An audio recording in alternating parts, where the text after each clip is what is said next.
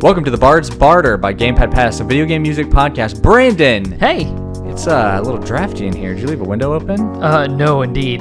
I did not. Would you say it's a little frigid, though? It's kind of frigid. That's because the air conditioner. Because it's not cold outside in this place. No, but let this be like a rain dance. Let this episode be like an ushering in of the cold weather, because that's what they're saying. Well, literally, as of this recording, tomorrow it's supposed to be a low of God. 50, upper 50 degree weather here in South Louisiana, which is like a godsend when it comes to cold weather. And that's why we're going to be talking about frigid weather, winter video game level music, whatever. So basically, from my understanding, is that this isn't necessarily festive music, like Christmassy, not necessarily or holiday like that. stuff. It's just our favorite video game music that has to do with cold themes. If there's a theme that takes place on a level where there's a lot of ice, it's probably valid. So what I did, so as you know, we both bring 5 tracks. Mm-hmm. I tried to prepare a playlist that has a little bit of column A and a little bit of column B. I have some melancholy tunes. I have some happy-go-lucky tunes.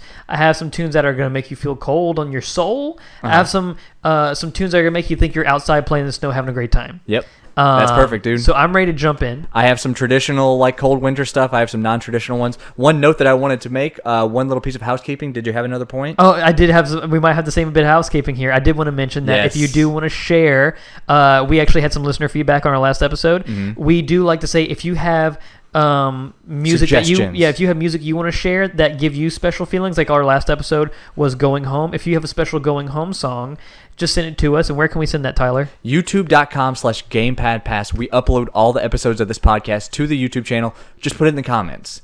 Easiest thing in the world. Hit subscribe while you're there if you haven't already. But let's get to it, man. I think you can click. All right, would you like to jump into your first track? Let's do it. Yeah, all just right, hit the button, let's do dude. yours first. Here it is.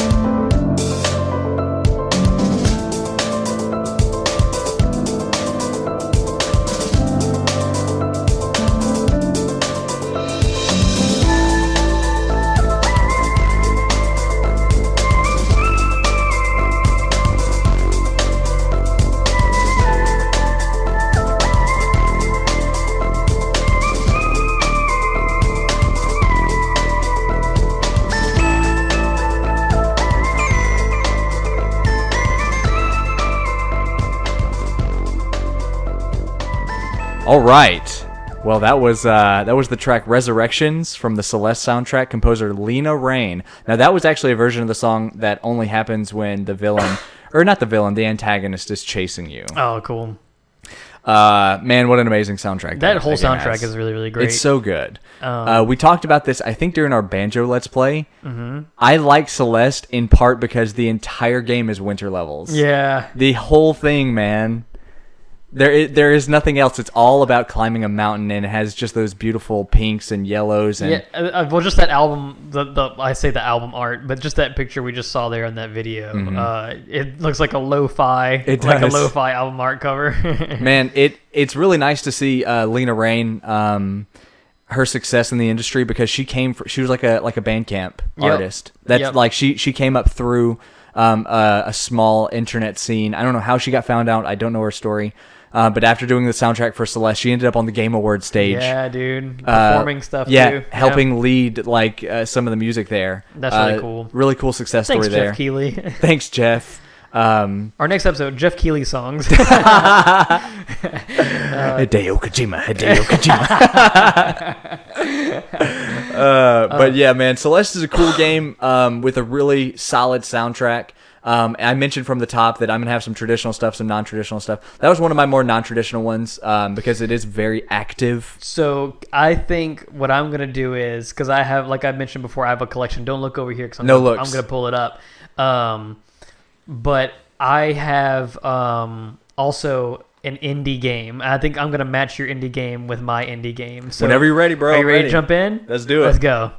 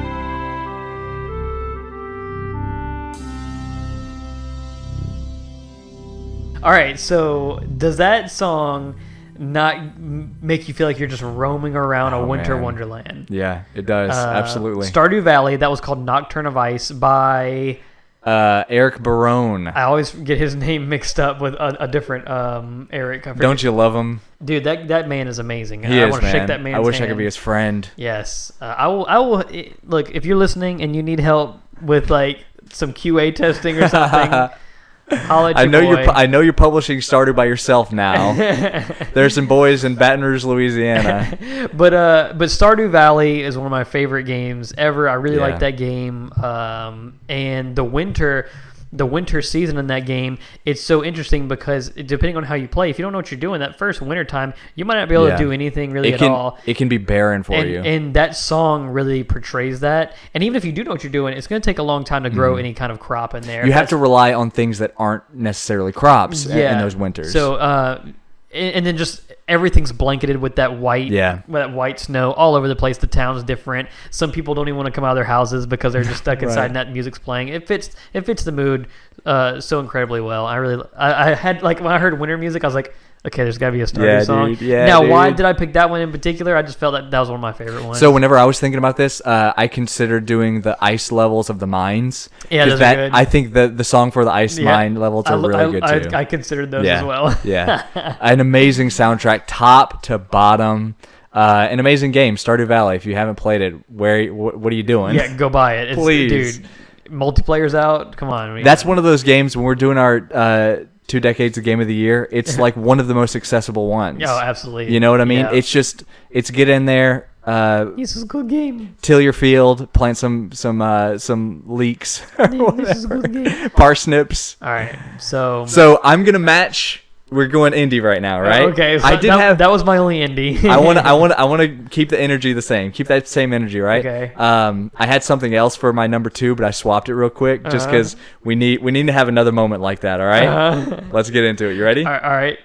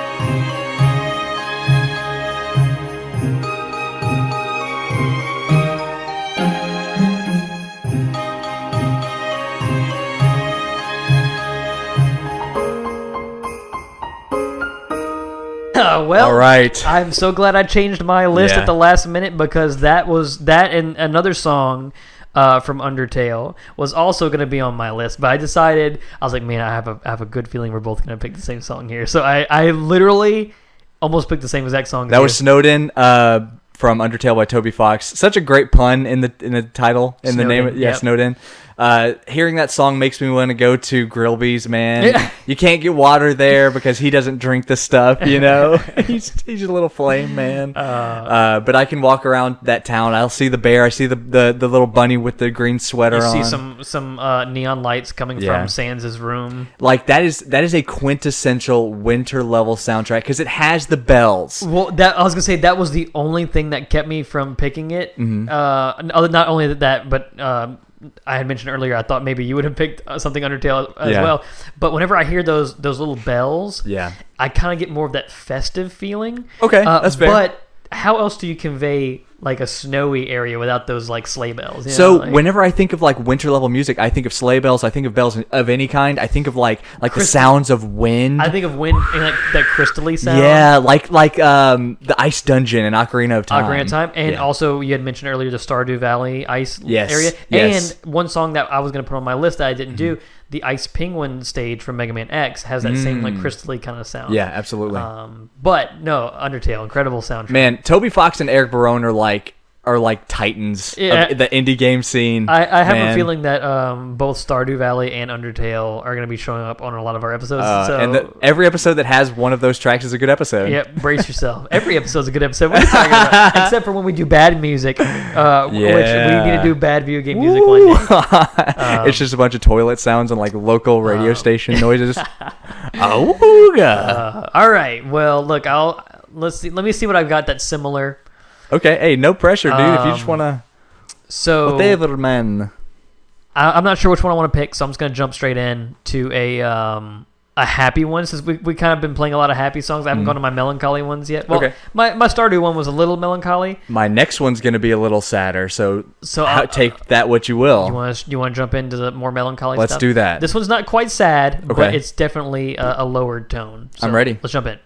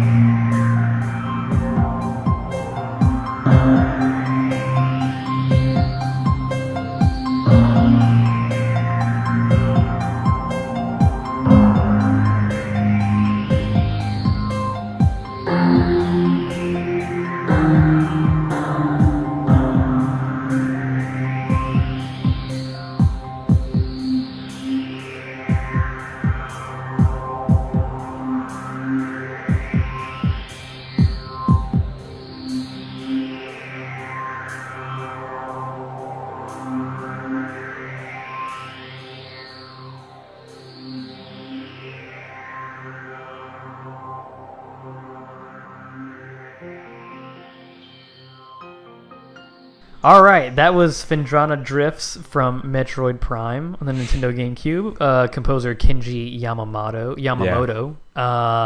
Yamamoto worked on all the Metroid Prime games. I pulled up his wiki page. He actually did the Mike Tyson's Punch-Out music. Hey, so that's really cool too.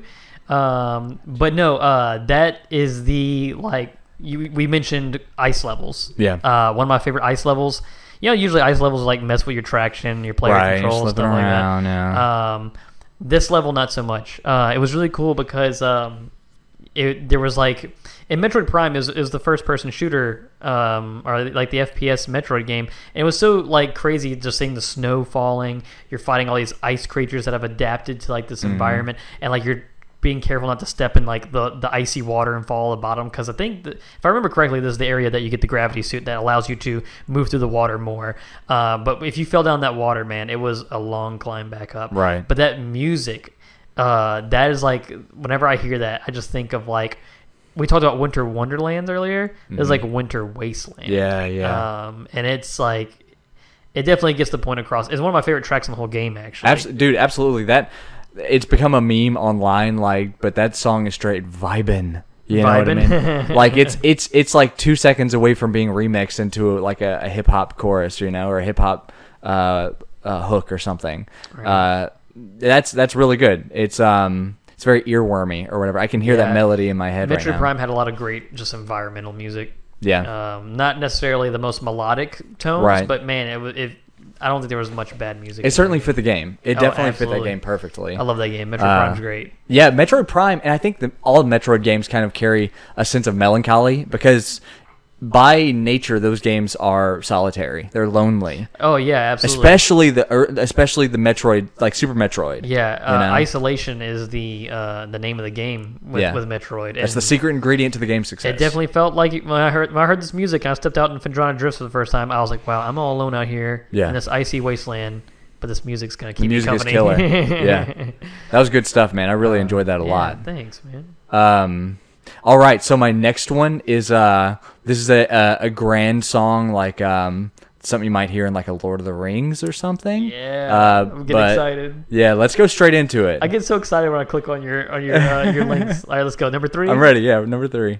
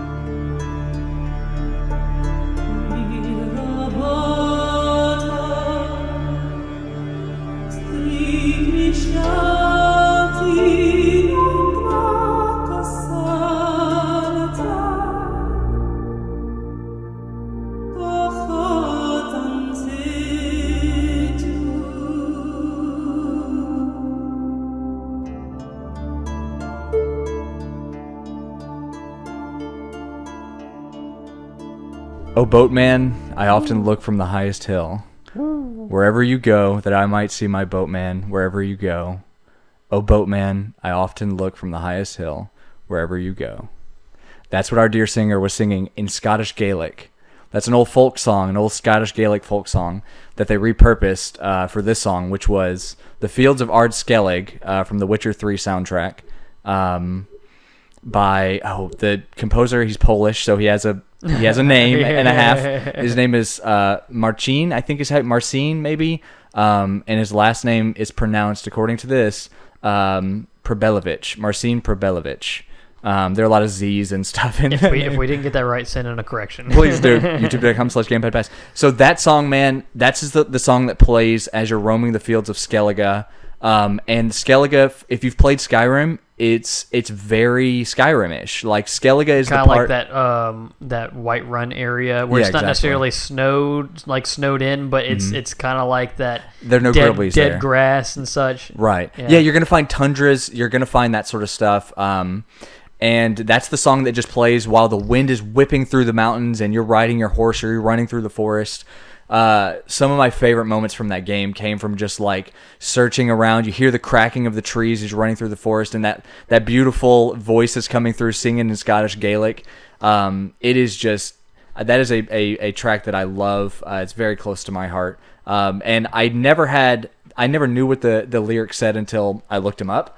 And that gives so much meaning to that song. I love it whenever there's like hidden details in your music, like, such as how the Dragonborn song in Skyrim translates out in the dragon language. It's really cool. What I see after knowing the lyrics to that song, when I hear this song, I see. You remember that scene from I think it was The Two Towers, Lord of the Rings. Two Towers. Yeah, I definitely got some Lord of the Rings vibes going on, sir. The scene where Merry is he's like playing like the wine taster to the dude who's sitting on. He's like the false king of Gondor. I'm probably screwing up the mythology. I honestly can't remember. It's been so long since I've thought about Lord of the Rings. But he's like playing like the cup taster for the king, and the king makes him sing. And to know there's no audience, there's no one there. He's just singing to the king while the king is just stuffing his face with grapes and wine and turkey legs. Power here. Yeah, it's that kind of scene. I can imagine a scene like that where there's some young Nordic woman and she's been taken by the king, not in a bad way, but to entertain him. Right. She's thinking of her husband who's now off, the Viking husband of hers, and to sing like a folklore song like that. To sing a folk song like that. That's what because that song, there's so much airiness to the music. Like it sounds like they recorded it in a reach, in Scandinavia. Like it sounded like there's portcullises and braziers everywhere, Yeah, whenever I heard the song open up, I actually I didn't pick this song, but I actually wanted to put some music from Wrath of the Lich King on there. I did not make it because that is kind of like an icy. It's all based around being in Northrend, which is basically the northern continent full of snow and tundras and such. Right. Maybe if we ever do a Snow Thing Part 2, I might pick some music from that. Yeah, definitely so. So that song, man, I said while we were listening to it that like it almost makes me cry. It's just such a beautiful song. But I wanted to put that one out there because I know we had the sad theme or the sad sounding theme with the last song. Right. I want to continue with that energy. So I guess I'll match that. Okay. I have a mood right here. You ready? Let's do it, please. Okay.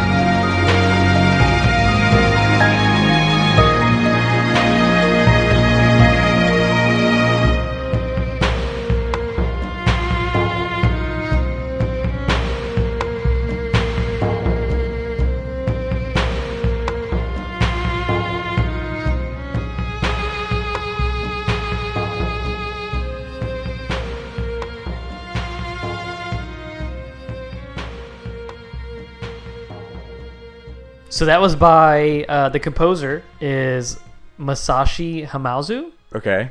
That is literally all right. So we did make a funny reference to this. This is people of the North Pole from, at least I think that's the official. I'm not sure if that's the official title for it, but this is the part in Final Fantasy X. 10, yeah. Okay. When you meet the Ronso people. Okay. So instead of it, we made a joke earlier about how there's that mountain pass. You got to go through the mountain. In every JRPG, yeah. But in this particular Final Fantasy game, Final Fantasy X, the part where you really learn about this Ronso, you really learn about Kamari and your party.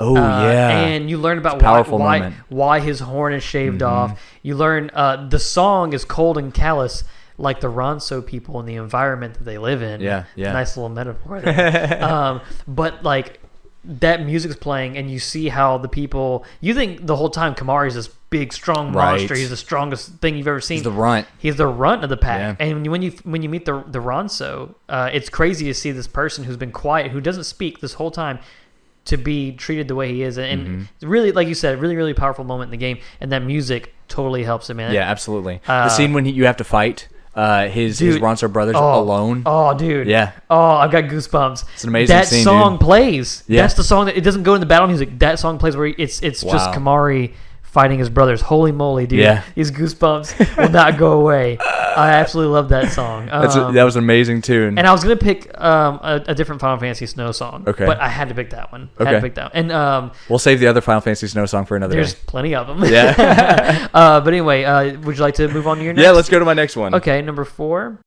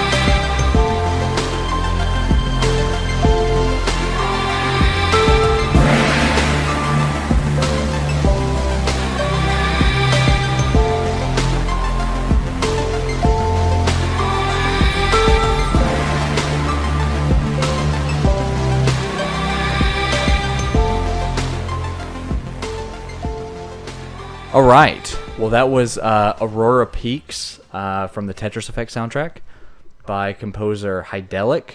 Yeah, you and I were just struggling because there are several composers. Yeah, it's hard on to the find soundtrack. the right person to credit here. Exactly.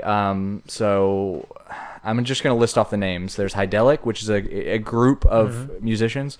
There's Noboru Muto. There's Meki Pirietti, Kate Brady, and Alina Renee. That was one of them. any conglomeration of that group.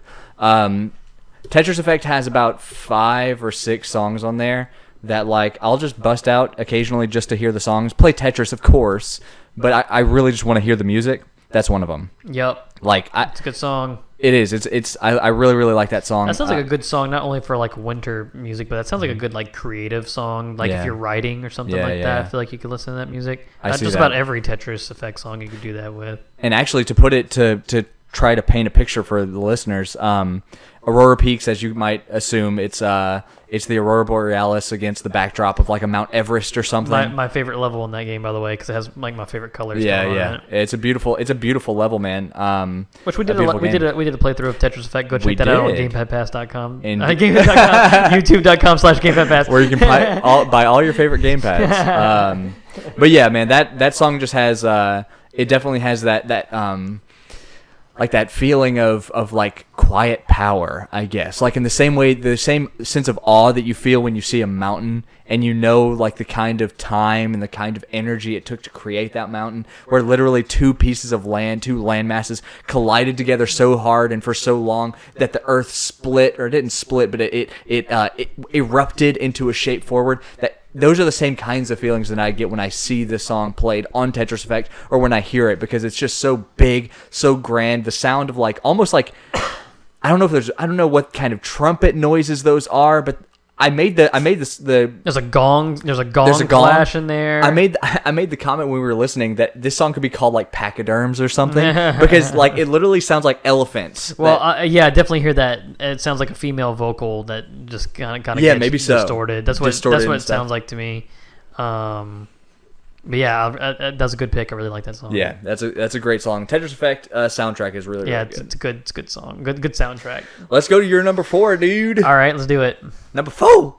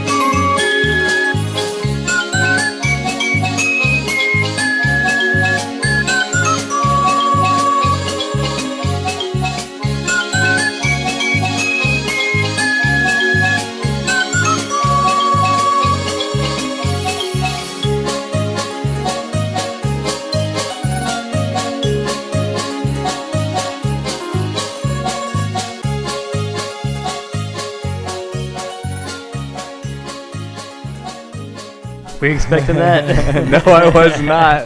That was Sherbet Land. Yeah. Originally on Mario Kart Double Dash, so that leads me to believe that Kenta Nagata was the composer, but that was the Mario Kart 8 version. Yeah. Because it has all the real instruments and definitely has that little sleigh bell going on in there. Yeah, definitely. That is my winter wonderland, playing out in the snow. Right. Let's build a snowman music. Also a really great level in Mario Kart. And especially Mario Kart 8. It's a good winter. So level. is Kenta Nagata? He was the composer for Double Dash. That's what it says here. Okay, It says gotcha. he also worked with Shinobu Tanaka on that. Okay. But it has him listed here as the main credit. A great winter track, man. It definitely has the feeling of, like, we don't get this often because of where we live, but it definitely has the feeling of putting the scarf on, putting on the gloves. We're going to go outside, build a snowman. If I woke up... Get those sticks, man. We got to get some arms for this dude. If I woke up on a random day in December and it was snowing outside, I'm throwing on all my gear. That's playing. I'm sliding on a cardboard box because I don't have a sled. No, and we don't have hills around here, so yeah, I don't have any of that stuff. Yeah, just get a running start, man. It'll be fine. Oh man, but that's probably my most positive one. Yeah, it's a good one, man. But no, are you ready to jump into our final tracks? I am. So I want to preface this last one real quick. This is my final track. I mentioned at the top. Some traditional, some non-traditional. This is extremely non-traditional. Oh, boy. And this was one that I wasn't planning on doing, but I decided, screw it. This is our podcast. We can do whatever the hell we want. That's right. That's correct. That's right. That's correct. Here we go.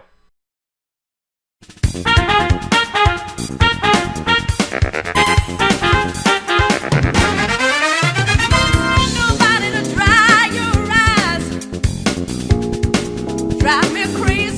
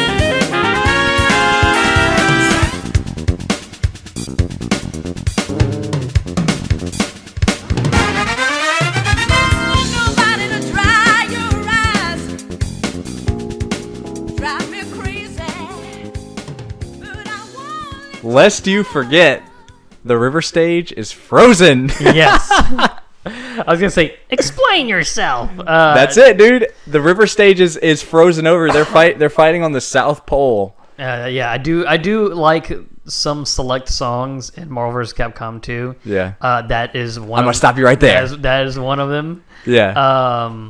I have a love-hate relationship with some of the music in that game. No, dude, but you're crazy.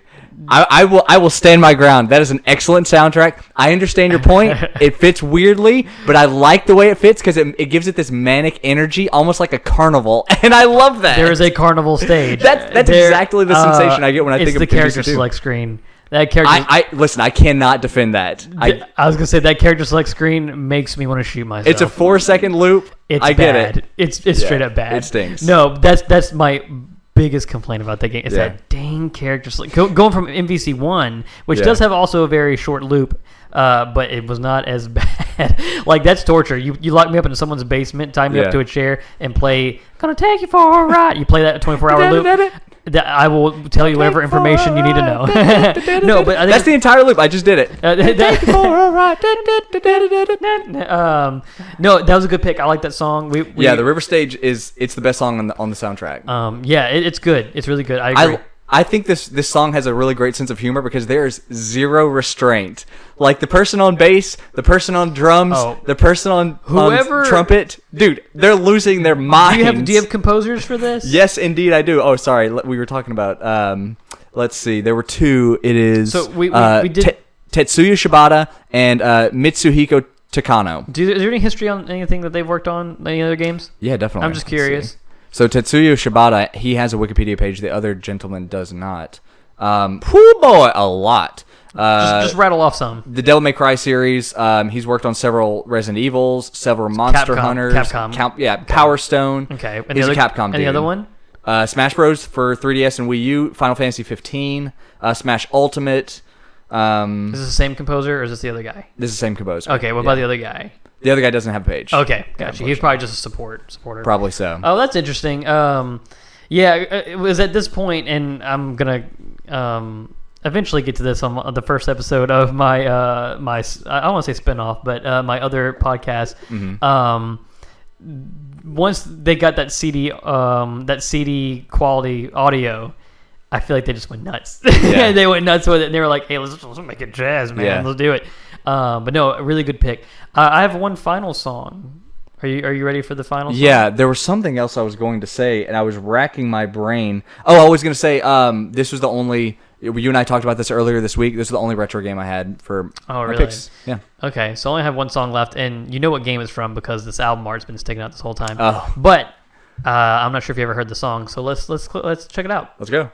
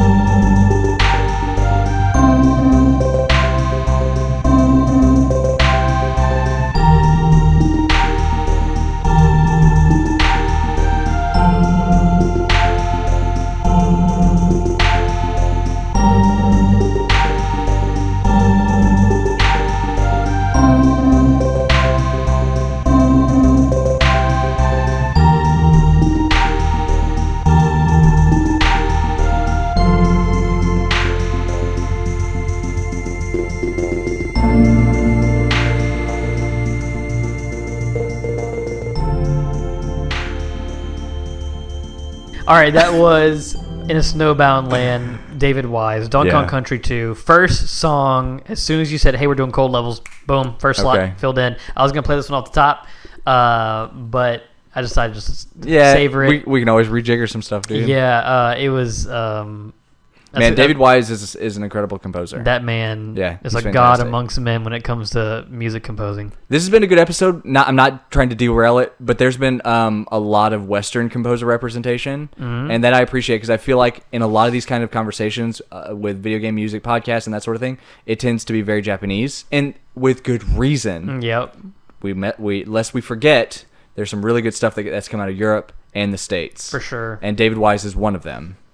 Yep, absolutely. David Wise is, man, I listened to Donkey Kong Country is one of the first games I've ever played in my entire life, and I used to just go to a level, turn it on, and sit there and listen to the music.